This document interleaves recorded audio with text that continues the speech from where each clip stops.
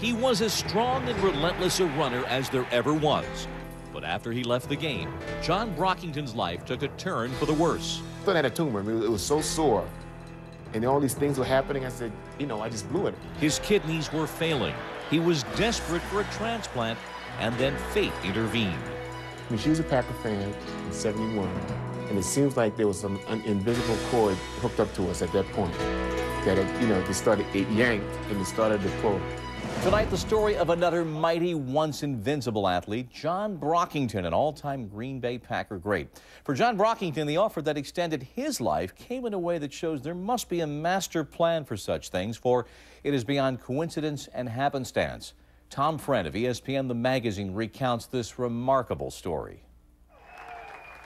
Rookie of the Year, 1971, John Brockington. John Brockington was the first Green Bay Packer to run to daylight after the Lombardi era. A workhorse of a player, he was taught by his college coach Woody Hayes to stay humble after scoring touchdowns. As a pro, he learned another lesson: ignore pain. I was durable. I think I maybe missed 1 or 2 games of my career. But, you play with pain. You've had a sprained big toe, shoot it up. How you feeling, man? At a recent Packer game, the team's third all-time leading rusher seemed a picture of health. But it's been a long journey to get there. And it all began with a Monday night game in 1971, his rookie year. It was cold, it rained, it was muddy, it was a quagmire out there. It was a nasty night. In the stands that night was Marquette grad student Diane Scott. She bought a ticket from a scalper, wrapped herself in a large black trash bag, and from her seat in the end zone, fell hard for John Brockington. And I had my binoculars that kept fogging up, and I cut holes on both sides so my arms could go through the trash bag, and I watched John. Brockington retired in 1977 and moved to the Little Italy section of San Diego, the very neighborhood where Diane Scott settled 9 years later. She often went to a deli near the corner of India and Date. And one day I put my keys on the counter as I was paying for my coffee, and they saw that it was a Green Bay Packer keychain. And they said, "You're never going to believe who lives right around the corner and comes down here all the time." And of course, my reaction was, "Oh, get out of here. Yeah, right." I went there all the time. He says, "You know what? There's this lady that comes in here that you have to meet. And she's a great Packer fan, and you're her favorite Packer." He had just leaned in to say hi to these guys, and they'd hollered for me, and I'd scurried up, and there he was. It was, I mean, his face hasn't changed a bit. And I thought, 22 years after that rainy Monday night, Brockington and Scott developed a friendship. I mean, buddies, truly. Football buddies, movie buddies, talk on the phone buddies, pick up the phone and say, "Guess what's on, buddy?" She was just nice, and she was nice to be with, and we were comfortable with each other, and we had a good time. She liked sports. Each was single at the time, and gradually a romance developed. But after 6 years, both were reluctant to remarry, and the couple split up. It was difficult. It was stressful. It was, I think, particularly so on me. And so we did. We had a parting of the ways. And it was unfortunately timed because it was during that time that he got so sick. Brockington noticed he needed to urinate constantly, then sometimes couldn't urinate at all. His ankles began to swell, and he was throwing up 3 times a day. He was always tired. Extremely tired. I mean, going up 15 steps, I felt like I climbed Mount Everest. What is it about? Is it football, playing in pain? Why wouldn't you go see a doctor? Well, that's part of it. I can deal with the pain. It wasn't the kind of pain I had on a football field, so if I felt really raggedy, I take some Advil. Kill the pain. Didn't know I was killing the kidney with that, too. And, but men in general do not go to their doctor. And then I started having all these problems. I said, well, I guess I just blew it this time. So I'm probably going to die of this stuff, so forget about it. You were ready to go? You were giving up? Yeah. Because, the tumor, I thought I had a tumor. It was so sore.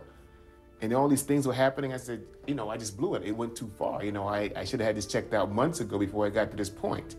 So I figured that, hey, man, I was ready. I was a Christian. My soul was right. I'm going to heaven. Finally, in June of 2000, when Brockington began missing church, members of his congregation insisted he get a physical. Blood tests confirmed he had a creatinine level of 44.4, a number 40 times more toxic than normal. He was told to go straight to the emergency room. How close did he come to losing his life? He was very close. He was close enough to a point that, when I was called to see him, I had to run.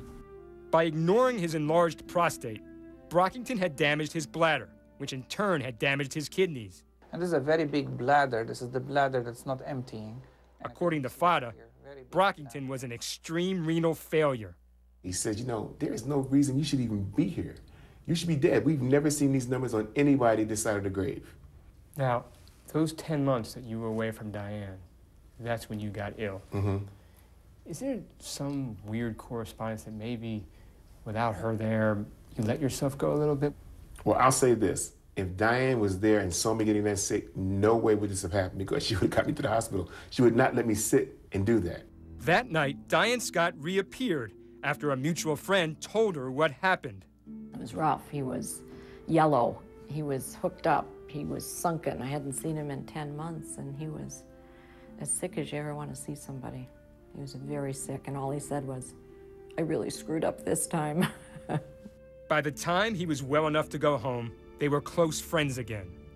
Doctors told the 6'3", 230-pound Brockington he'd eventually need a kidney transplant. The first person to volunteer was 5'3", 128-pound Diane Scott. I said, you know what? She's too small, she's too skinny, and there's no way. To match a kidney, the kidney has to be big. That's where former Ohio State teammates could help. When Brockington's kidney function worsened, and he went on dialysis in October of 2001, his friend and former college quarterback, Ron Masajowski, sent a letter to Ohio State's varsity O Club asking for kidney donors. Dear teammates, as of this writing, John is a 95% renal failure and in urgent need of a kidney transplant.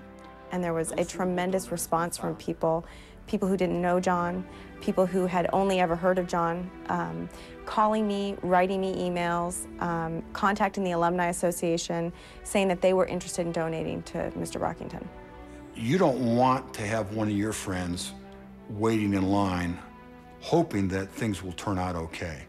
So, like Woody always told us and taught us, be proactive, don't wait for things to come from you, always attack. Back in San Diego, Scott was being just as aggressive. What would she say to plead her case? She just kind of questioned it all the time. Are you sure I can't? Are you sure that the size is going to be a problem? Why can't you just test me? Why can't you just look? Why can't we? Is there any way we can figure out a way to let me donate? Her blood type was already a match. And finally, she insisted that Dr. Fada do an ultrasound of her kidneys. We were very, very surprised. She, although petite and small, had big kidneys. She had very big kidneys. When Dr. Fada saw your sonogram, he could not believe his eyes. I know it. Yeah, I mean, I'm proud of them. They're huge and they're mine, and well, half of them are now. 6 weeks into dialysis, Brockington had his kidney match. The hospital called off its search, and on the day after Thanksgiving 2001, the transplant was performed. She doesn't want any kudos or, pats on the back. She just steps up. I've seen it over and over. I mean, she stepped up for me, but she steps up for other people too. Not in the same way, but she is there for them. There was still the matter of their relationship and whether they would stay together. And almost 2 years later, they made a decision. Ladies and gentlemen, it is my great joy to introduce to you now Mr. and Mrs. John Brockington. Yay! I held up until we got to the vows about in sickness and in health. And that was, I sort of felt like we'd done that, so we were going to be okay.